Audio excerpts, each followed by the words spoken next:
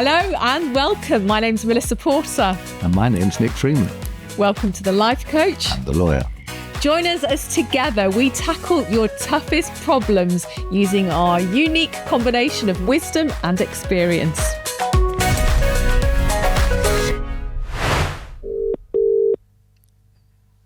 It's Joanna. Hello, Joanna. Hello. Oh, pleased to meet you. Hi, it's Melissa Porter, Nick Freeman, life coach and the lawyer. How are you? Hi, Joanna.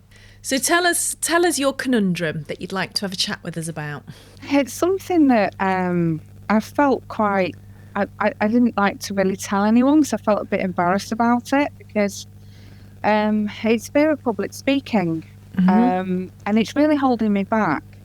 And I think the advice that I'd really like to overcome is obviously not to fear it and to enjoy it. And I think as a business owner, I feel there's quite a lot of pressure to look a certain way, act a certain way, and conduct ourselves. And I suppose I just don't want to disappoint anyone. So I put this big grace on that everything's fine when actually I'm not that confident when I actually public speak. So when you're talking about public speaking, are you talking about addressing an audience of 100? A public, Mr. Freeman.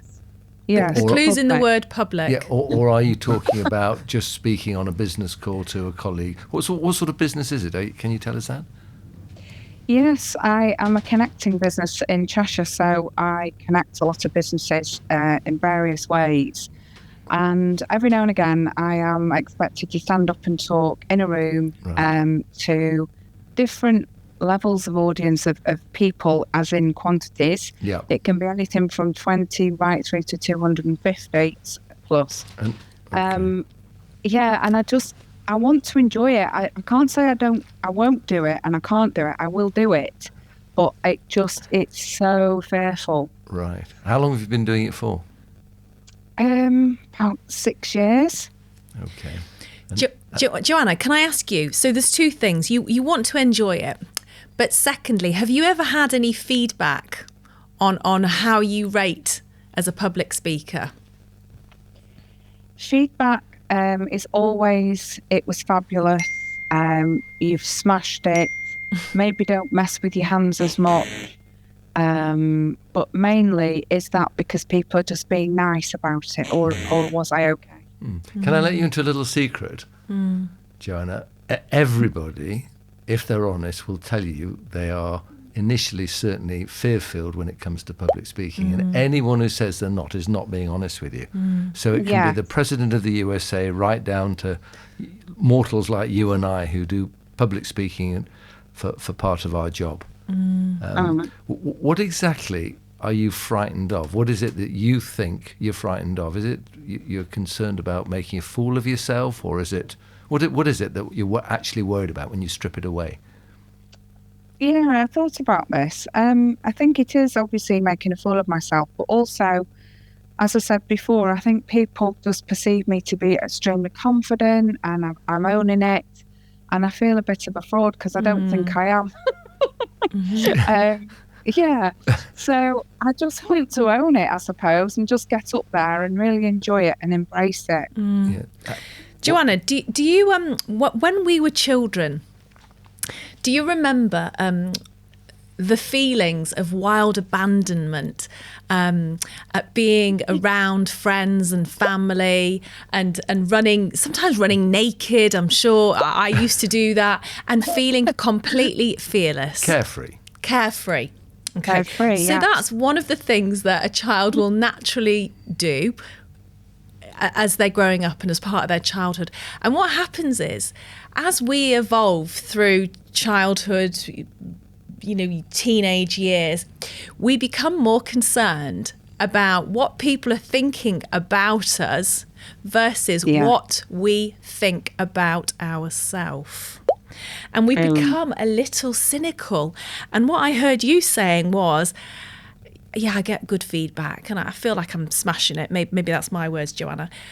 But are they lying? We start to question ourselves, and it's almost like we have a little gremlin on our shoulder saying, you know what? You're not trusting the feedback. That's what you're saying. You're not trusting the feedback. You're not trusting. You're not trusting that you are doing the best you can right now. Yeah, that makes sense. You're questioning yourself. I mean, presumably when you're speaking, you know your stuff really well, don't you? Yes, and you know it better than anybody. Yeah, you of course. know it. You own it. You know it better than anyone.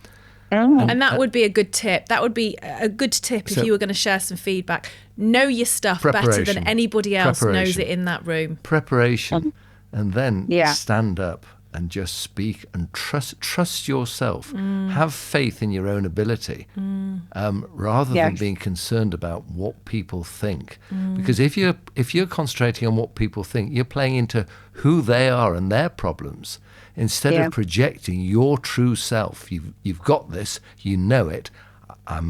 I'm very good at presenting myself, and I'm going to do it. And anyone who might have a problem in receiving what I'm saying, it's down to them. You can't please everybody, because some people are going to say, "Wow, I'm a bit jealous of her. I'm not going to give her good feedback," or "Oh God, I feel threatened by it. She's so confident. She's so knowledgeable." So people have all sorts of agendas, but what you can control is you.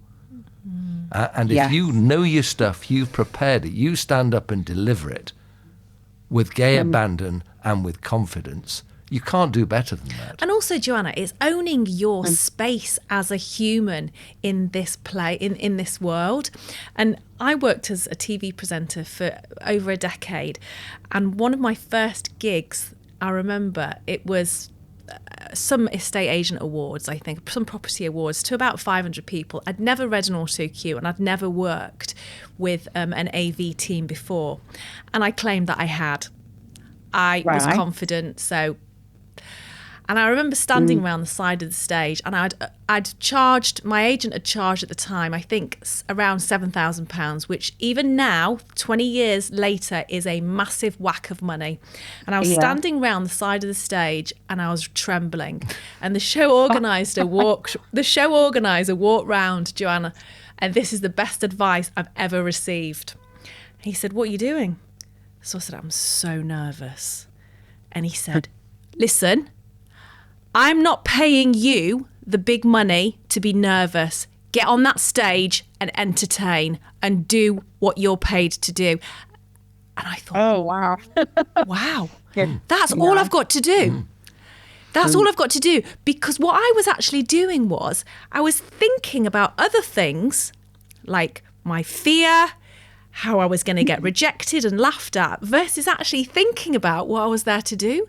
Deliver a speech. What's your brief? What is my brief? What's your brief? Deliver it. Own it and deliver it. That's all I was there for. Can I give you a tip, Joanne? Yes. You know, we're talking now, and I bet you're not using notes, and we're not using notes. We're just having a conversation. Yeah? And when you speak, do you write down, do you prepare a speech? Do you write down a long speech and then try and memorize it? Or do you just have a few, like 5 or 6 words, and then just put it down and speak? What do you do? Honest answer, I type everything out word for word and space it, and even put pause in big letters to make sure I remember to pause myself. So I can't go wrong, can I really? Well, you can, and you are doing. I'm sorry. You absolutely are. You know, when you're talking to us now, is that how you're speaking? No. So no. Exactly. I don't understand what your point is. The point is just be natural. You can't prepare a speech. You know, when I stand up in court, I might, if I've got a closing speech to make, I might write it all down the night before, so I've got every point. And I'll start, and I'm thinking, what have I written down? And I'm looking at the judge or the magistrates, and I'm looking down, and then I think, I put it on one side, I cast it aside, and I trust that I know my stuff. Yes. And then what I'm doing is I'm communicating with the audience. I'm looking at them, I'm talking to them, I'm engaging them. Throw that piece of paper away. Because what you're doing is you're diverting your attention to what is written on there instead of what you're saying to that audience. And also what you're feeling and communicating. Exactly. You've got to trust yourself. You've got to make yourself have the confidence. If you know your stuff, you don't need paper. Write down 5 words, just in case. Oh, I can't remember what I want to talk about next. You can say, oh, goodness. Oh, yeah, I remember. Be human. Yeah. Human. You're not a robot. You're not a robot. To actually say, I need to put down where I'm going to pause and I want every word perfect, it's nonsense. What were you going to say, Joanna? I was just going to say that I think you're right in that when you do read off that paper, there's no feeling in it. No, you're not connecting with the best feedback I've ever had, Joanna, when I've been on a stage is when I either trip up over my dress and I have to make some... And you break the ice. I break the ice. Yeah, and your heel. Yeah. And dress, yeah. I call somebody the wrong name. Yeah, no, we're human. Or my skirt splits. That's what people want. They want real people. That's what makes us kick, isn't it? We all need to love and accept our real version of ourselves more. There's nothing worse than a sort of boring, well-delivered, well-rehearsed speech. It's just boring. Word perfect. And when you're saying you're doubting your feedback, it's because when you're delivering that speech, you're not really projecting who you are. You're projecting somebody else. Joanna, what I'm saying is recalibrate and be you. Nick fancies himself as one of the cast members in LA Law. So next time he's in court, if you want to come and shadow him... You've got to guess which one. Does that help? Yeah, it really helps us, Right. Just what you've said, even about that, writing everything down. Yeah. That is just in case I forget. But you don't need that detail. Have faith, trust, have confidence. Yeah. You need to know your stuff. You know your stuff. You're going to do that. You put it aside and off you go. Be you. Be you. And you've earned your stripes to be on that stage. Absolutely. Be your authentic self. And remember... And you'll love it. You'll love the experience because it's real. Your emotions are secondary to the brief, the reason why you're there. Does that work? Yeah, it really works. And if you don't cover everything, people are going to ask you questions. Always give the opportunity for questions at the end of it. Nick loves a question. It depends on what the question is. She's being very forward tonight, Joanna, it's lovely to chat to you. Good luck, Joanna. Let us know how you get on. I'm sure you're going to kill it next time. But let us know. Thank you. Okay? Oh, absolutely. I will. Thank you. You will. Good to chat with you. Bye Joanna. Bye. And you. Bye-bye. What do you think? I think she will be a completely different person. So summarise your tips then.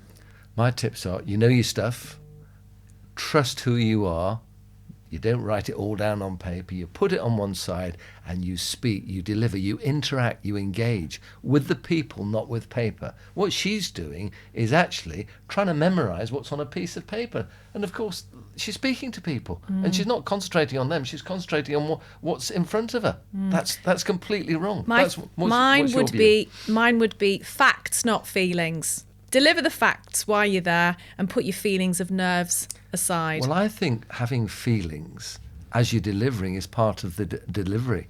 So for me, there's an emotion in your delivering because she's selling something. And that involves feelings, doesn't it? It's not just the facts. She's got to care about it. I've seen you in court.